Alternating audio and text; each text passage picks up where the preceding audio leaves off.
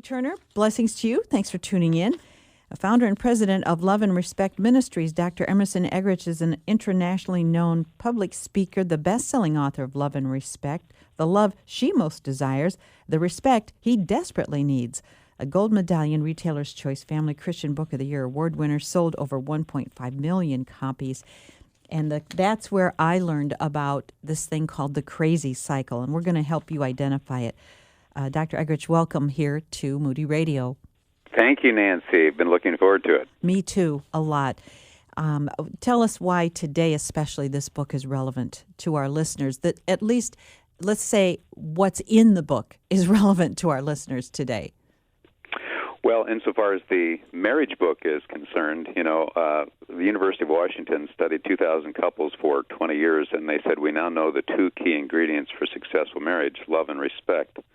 And what I find is that the Bible said that 2,000 years ago, where the Apostle Paul summarizes the greatest treatise in the New Testament on marriage with this summary statement: a husband must love his wife, and a wife must respect her husband. And we all need love and respect equally. But we've asked 7,000 people this question. When you're in a conflict with your spouse or significant other, do you feel unloved at that moment or disrespected?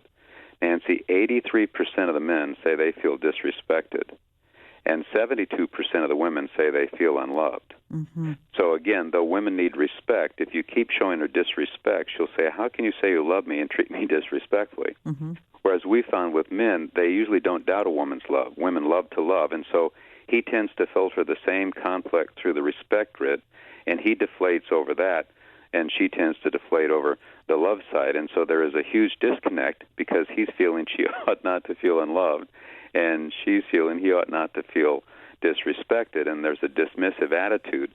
But then what happens, it spins them on what we call a crazy cycle because there's a connection. When a woman feels unloved, she tends to react in a way that feels disrespectful to her husband. And when a husband feels disrespected, he tends to react in a way that feels unloving to his wife. And this spins. Without love, she reacts without respect. Without respect, he reacts without love. And good-willed people get on this. Sarah and I get on this. You can't stay off of it. You can just jump off quicker. But we always make this the question: have you had a conflict with your spouse recently when suddenly the issue didn't seem to be the issue, and you saw the spirit of your wife deflate, or you saw the spirit of your husband deflate? In all probability, you've just entered the crazy cycle. And what we are doing is campaigning on helping couples get off of that. And the encouraging thing is that it's very simple. It really does come down to love and respect, though we have sex concerns, money issues, whatever. What we found is that the root issue to the collapse of the relationship are not these root issues, not these real issues of money or sex or in-laws or whatever. Those are real. But the relationships collapse when people don't understand how love and respect is important in the relationship. So do love languages play into this? And I know I'm jumping into a different author here, but right. It seems like to a degree that might play into it a little bit. What are your thoughts? Well, Gary and I have talked, and he's interviewed me, and we're friends, and I believe there's a love and respect language, that if you use the love language, words of affirmation, they need to come across to a man as respectful. A lot of times women are saying, I love you, I love you, I love you, and he knows that, but he doesn't think she likes him. And she'll even say, I love you, but I don't like you. I love you, but I don't respect you right now. And so when that happens, men are going to withdraw and stonewall. 85% of those who pull back are men. The University of Washington studied that for those 20 years. Men withdraw and stonewall 85%. Women move toward to criticize and complain. Now, why is this dance the way it happens? Yeah. Women are trying to connect. She's trying to do the loving thing. She's trying to be helpful, but she appears critical, and she appears to be complaining. He, on the other hand, they measured his heartbeats, and if it gets to 99 beats per minute, he's in warrior mode. He appears calm, but physiologically they recognize during these conflicted moments with a spouse, he's really going through the roof with regard to his internal heartbeats, and so he has to calm himself down. That's the honorable thing to do. So he withdraws because that's the respectful, honorable thing to do. But in a woman's culture of intimacy, she labels him as unloving. And in a man's world, we don't keep criticizing, moving toward, you talk to me, we don't do that because that's a gesture of contempt. It's disrespectful.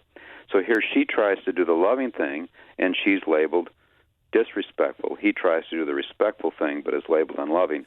And what we're helping couples do is to decode this and to understand that we do speak two different languages. And it is crucial that we understand what the Apostle Paul is saying. It's crucial that we understand what the best research has revealed. Okay, so now that's about a husband and wife. This book that we're talking about today, The Respect Parents Desire, Love and Respect in the Family, the love children need. You know, is this just this generation that we're thinking about this topic of respecting our children? Because I'm all over the idea, but I mean, it seems like when I was growing up, that wasn't even thought about, you know, or brought up. Right. Well, the subtitle is the Respect Parents Desire, so it's about children respecting parents, not vice versa. We're talking there about the fact that children need love. But I got you. Children, okay. Children do as they move into teenage years. You'll see particularly with mothers and sons. Again, this very point we talk in the book about that when that son moves into that young boyhood, he's going to begin to shut down if he perceives his mother is speaking down to him.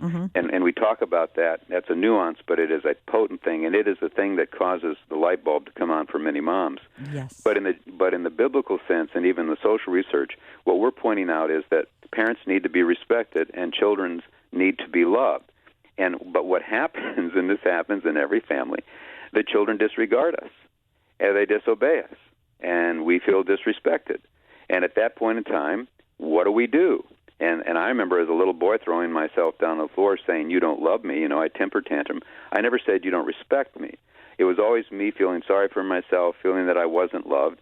But when I would feel unloved, I ended up reacting in a way that felt disrespectful to my parents.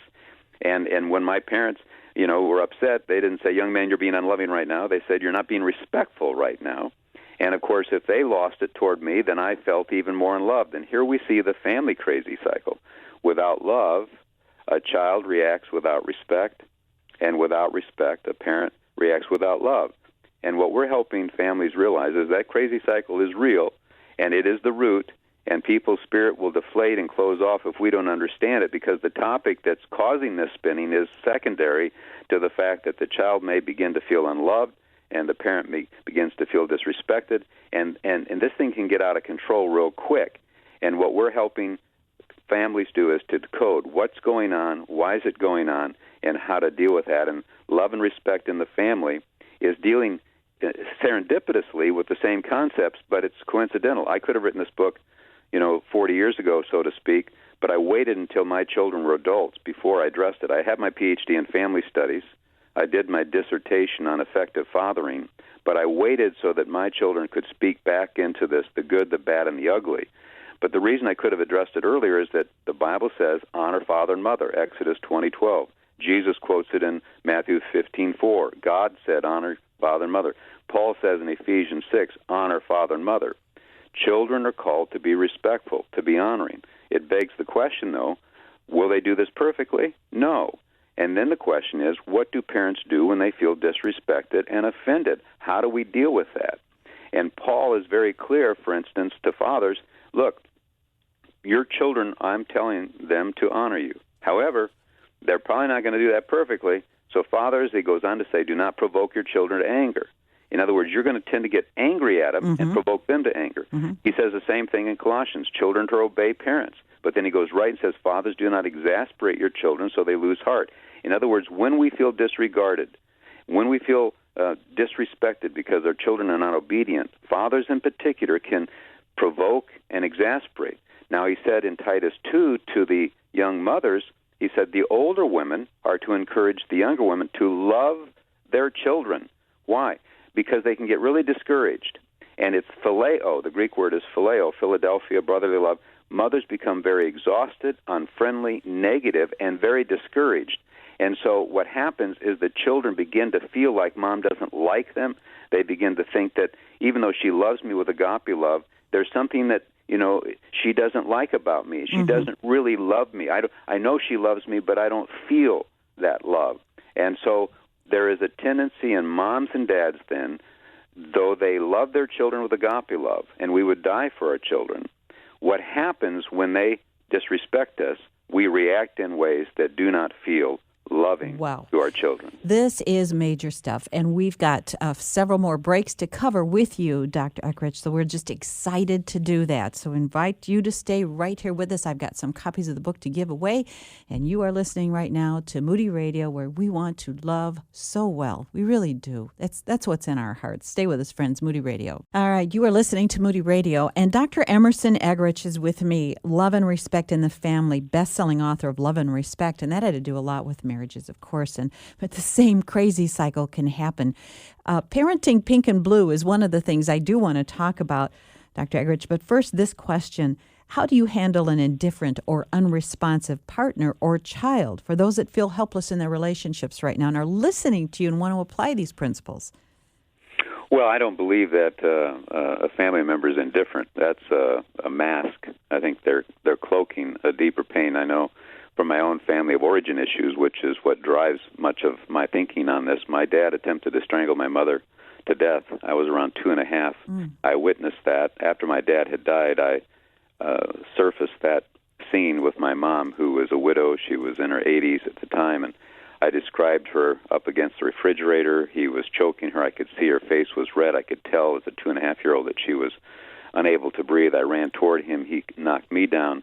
That scene ends, and then she's outside, and I see her through the kitchen door crying, and the neighbor lady, I hear the voice, Jay, are you okay? And the scene ends. And I shared that with my mother, and she said, you were too little to remember that. There's no way. That you were too young. You couldn't. There's no way. And I said, well, did I describe what happened? And she said, yes. And then when I was 11, my dad committed adultery. That came out, and something kind of died in me. I, at one point, when I was around 11 or 12, picked up a butcher knife and told my mom, who was a very strong, dynamic woman, had several businesses, very, very great personality. I told her, I picked up this butcher knife and said I was going to kill my dad, and I had no intentions of doing that. It was false bravado, but it freaked her out. She grabbed the knife, demanded me to give it to her. Soon after that, I was sent to a military school from age 13 to 18, Missouri Military Academy. And it was when I was 16 I found Christ, and then I went to Wheaton College my freshman year. My mom, dad, sister, and brother-in-law all came to Christ that same year. But here's the point. I would close off to my dad. I appeared very indifferent. I appeared as though I didn't care, but I was hurting, but I cloaked it to protect myself. When I was 8, we had a swimming pool, one of our businesses. We taught swimming, and I'd love to be in the pool with my dad, but he never went in because I irritated him. And I was probably 8-ish, and I was crawling all over him, and he didn't have a safe zone. He would play, and then he'd just explode. He'd rage at you, and so there wasn't any warning. So he pushed me under and stood on me. And he was 6'3", 250 pounds, and I thought he was playing still.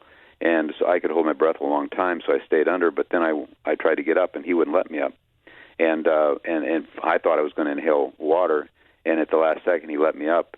And as I came up and gasped that air, I realized Daddy shouldn't treat their boys this way. And when Paul says, fathers, do not exasperate your children so that they do not lose heart, when children lose heart, you will lose their heart, and they will close off, and they will appear to be indifferent, but they're not indifferent.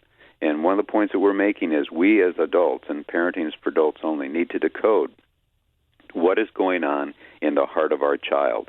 And it's really an exciting thing, and it's a powerful thing.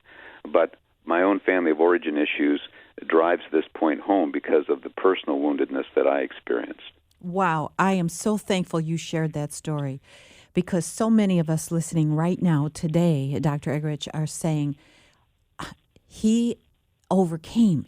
God helped you overcome. There's hope for me. There's hope for me and my family.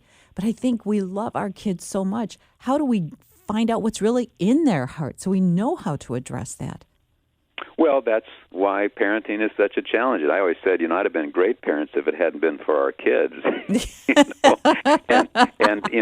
It's exactly right. I mean, our children would react negatively and disregard us, and it had nothing to do with the fact that they were feeling unloved. Like a mystery. You've got to uncover it somehow. Exactly. I mean,